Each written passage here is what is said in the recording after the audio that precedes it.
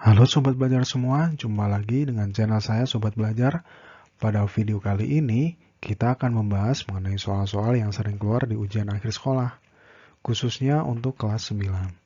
Tonton terus videonya sampai selesai. Perhatikan gambar berikut. Wadah P gelas berisi 200 ml air, wadah Q tabung air air dengan volume 300 ml, tertutup rapat berisi gas oksigen.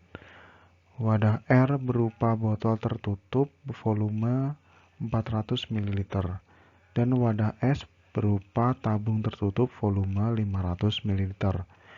Apabila kedua zat pada wadah P dan Q dipindahkan ke wadah R dan S, maka pernyataan yang sesuai dengan sifat benda setelah dipindah pada tabel di bawah ini adalah titik-titik. Nah, P ini kan berisi air. Air itu kan zat cair. Zat cair sifatnya bentuknya berubah tetapi volumenya tetap. Alasannya karena gaya tarik-menarik antar partikelnya itu lemah. Sedangkan wadah Hi itu kan berupa gas oksigen. Nah, gas itu mempunyai ciri-ciri bentuknya berubah dan volumenya berubah. Volumenya selalu memenuhi tempatnya. Nah, alasannya karena jarak antar partikelnya sangat berjauhan. Jadi, jawaban dari soal ini adalah C.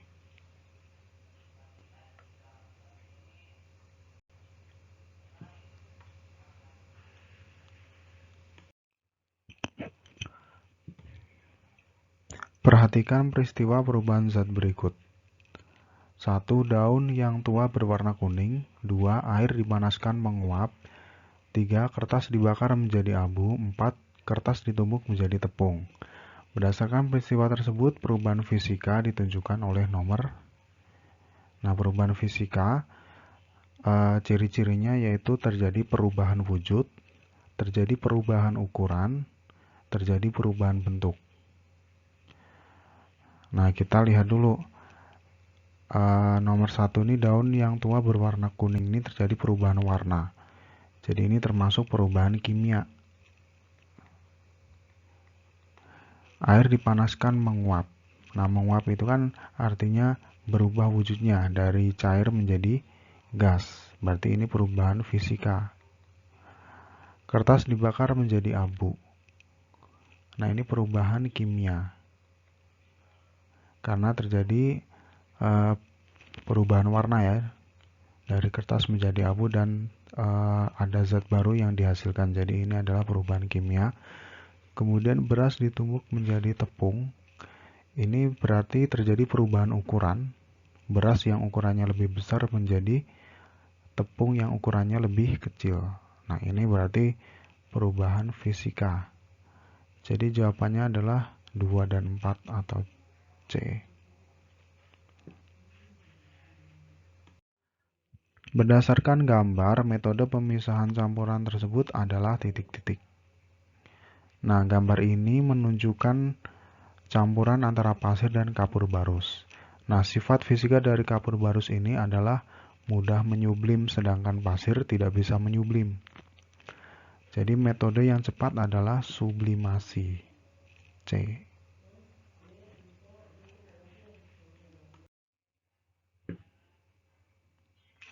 Perhatikan tabel perubahan indikator asam basa berikut.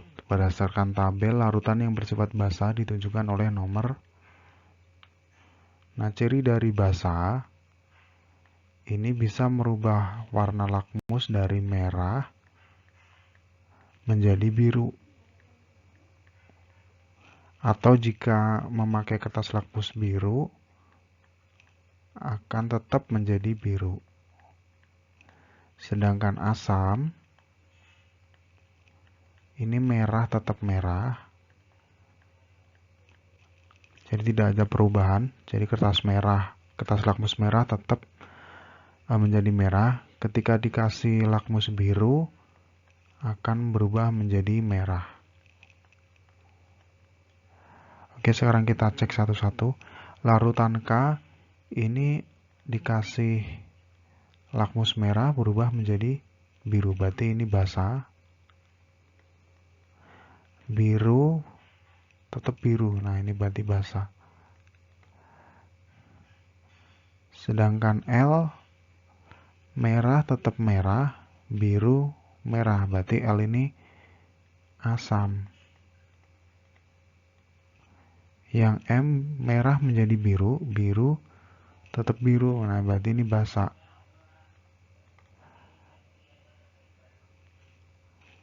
Kalau yang N merah tetap merah, biru tetap biru, nah berarti ini netral.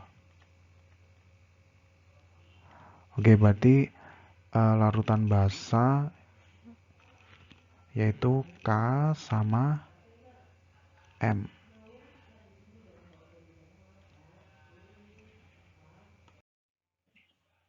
Perhatikan gambar komposisi produk pembersih berikut ini.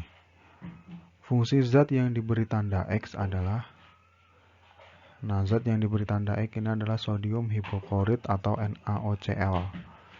Nah, fungsi dari zat ini adalah untuk penghilang noda atau pemutih pakaian. Jadi jawabannya adalah B.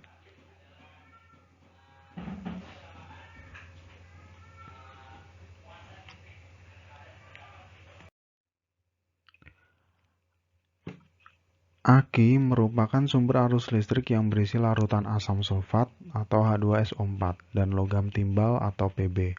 Dalam hal ini, timbal atau Pb merupakan titik-titik. Nah, timbal itu merupakan atom. Jadi jawabannya adalah B. Jadi ciri-ciri atom ini terdiri dari satu huruf kapital, atau kalau dua huruf itu satu huruf kapital, satu huruf kecil. Seperti PB. Jadi PB ini kan satunya huruf kapital, satunya huruf kecil, berarti dia atom. Kalau H2SO4, ini kan terdiri dari atom H, atom S, sama atom O. Jadi ini terdiri dari beberapa atom, maka ini disebut molekul senyawa. Ya, jadi jawabannya adalah B.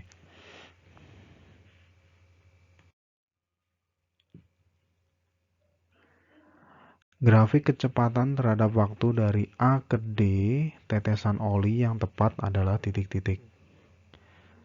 Nah, kita analisis dari tetesan olinya ini ya, titik-titik ini. Jadi ini diibaratkan titik-titik ini adalah tetesan oli yang bocor dari mobil ini. Nah, pola dari tetesan oli ini menunjukkan kecepatan yang berubah-ubah ya. Jadi ini kan renggang dulu, kemudian merapat. Nah, ini artinya kecepatannya itu makin berkurang. Makin berkurang berarti grafiknya turun. Kemudian ini tetesan olinya tetap. Jarak antar tetesannya tetap. Berarti artinya kecepatannya itu tetap. Berarti grafiknya mendatar. Kemudian makin lama makin meregang. Ya. Artinya kecepatannya bertambah sehingga grafiknya naik. Jadi jawaban yang paling tepat adalah A.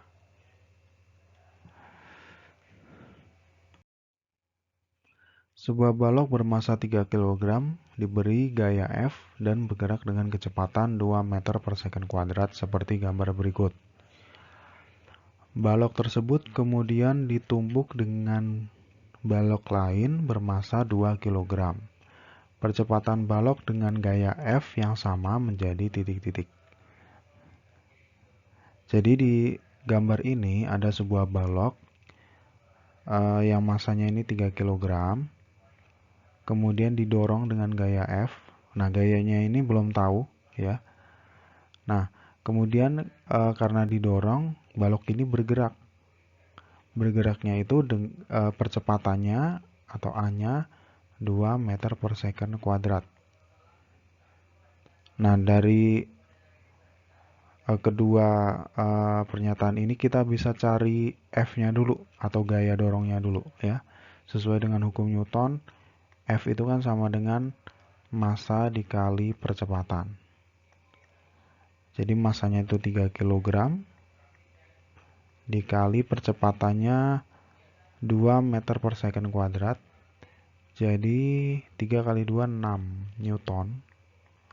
Ya, jadi gayanya adalah 6 Newton. Kemudian balok ini ditambahin balok lain yang masanya 2 kg. Nah, karena baloknya ini ditambahin sedangkan gayanya tetap, maka percepatannya akan berkurang. Ya. Nah, menjadi berapa setelah ditumpuk dengan balok lain itu? Nah, kita bisa cari percepatannya dengan pakai rumus A sama dengan F per M. Nah, karena F-nya tetap, tadi kita udah cari ya, 6 Newton. 6 Newton per M. Nah, masanya total dari kedua balok ini 3 sama 2, jadi 5 ya. 5 kg. Jadi 6 dibagi 5. Hasilnya 1,2 meter per second kuadrat. Jadi jawabannya adalah B.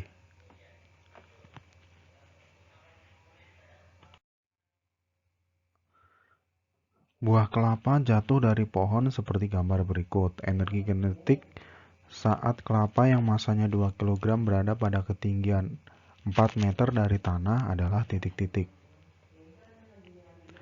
Nah, jadi di sini ada buah kelapa yang masanya 2 kg berada pada ketinggian 20 meter. Nah, benda ini dimanapun posisinya selalu mempunyai energi mekanik. Nah, apa itu energi mekanik? Energi mekanik itu energi potensial ditambah energi kinetik. Nah, energi mekanik ini selalu tetap. Tetapi energi potensial sama energi kinetik ini yang bisa berubah.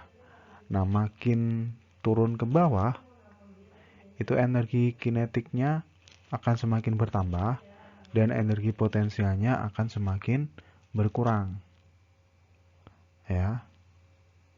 Nah, pada di posisi paling tinggi seperti ini mempunyai energi potensial yang paling tinggi. Jadi energi potensialnya itu maksimum. Sedangkan energi kinetiknya itu sama dengan 0. Kenapa? Karena diam, jadi kecepatannya kan 0. Sehingga energi kinetiknya juga 0. Nah, dengan demikian di posisi paling atas seperti ini, energi potensialnya itu akan sama dengan energi mekaniknya. Karena energi kinetiknya 0. Jadi EM ini dari rumus ini sama dengan EP ditambah 0 sehingga EM sama dengan EP. Ya, jadi di posisi tertinggi energi mekanik sama dengan energi potensialnya. Nah, sekarang kita cari nih energi potensial di posisi tertinggi seperti ini. Energi potensial itu kan M, G, H. M itu masanya itu 2 kg, G-nya 10, H-nya itu 20. Sama dengan 400 Joule. Nah, kemudian kan kelapa ini jatuh ke bawah sampai ketinggiannya itu 4 meter.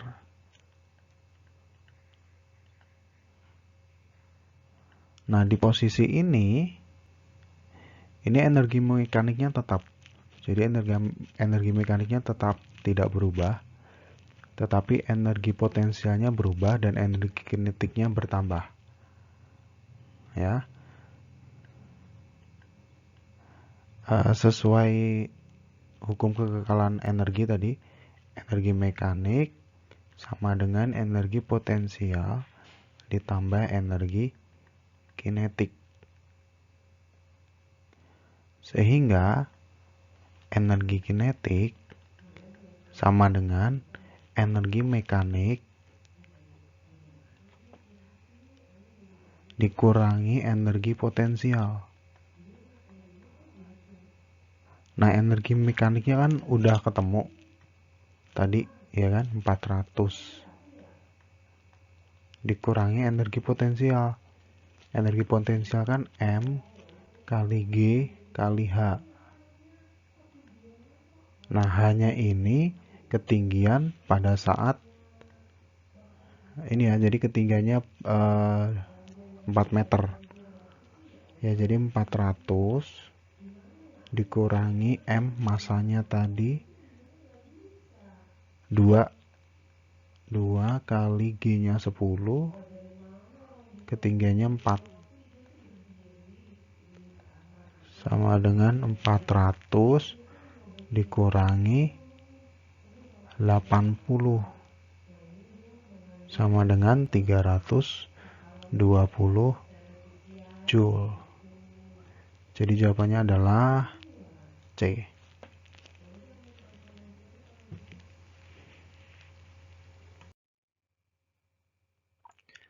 Seorang melakukan percobaan resonansi seperti gambar berikut. Sebuah garpu tala digetarkan di mulut tabung sambil mengisi tabung dengan air sedikit demi sedikit. Ketika air mencapai ketinggian 10 cm, terdengar suara garpu tala sangat keras. Berdasarkan data tersebut, dapat diketahui panjang gelombang bunyi garpu tala di udara adalah titik-titik. Nah, jadi ya, ini ada kolom udara, ya. Ada tabung begitulah, kemudian diisi air. Jadi diisi air sedikit demi sedikit. Nah, pada saat ketinggiannya itu 10 cm, misalnya segini, 10 cm, ini kan garpu talanya kan bergetar. Nah, garpu talanya ini menggetarkan udara yang ada di tabung ini, sehingga terjadilah resonansi. Ya, resonansi itu terjadi ketika panjang kolom udaranya atau L, ya, saya kasih simbol L, itu sama dengan 1/4 dari panjang gelombangnya atau lambda.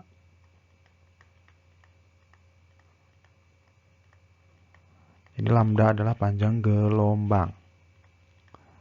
Sehingga lambda sama dengan 4L, ya, dikali silang. Nah, L ini adalah tinggi kolom udara. Nah, ini kan tinggi tabungnya itu kan 30 cm. Kemudian tinggi airnya kan 10 cm. Berarti tinggi kolom udaranya kan 30 kurangi 10, 20 cm. Ya, jadi L-nya 20 cm. Sehingga lambdanya yang 4 dikali L, L-nya 20. 4 kali 20, 80 cm. Jadi jawabannya adalah C.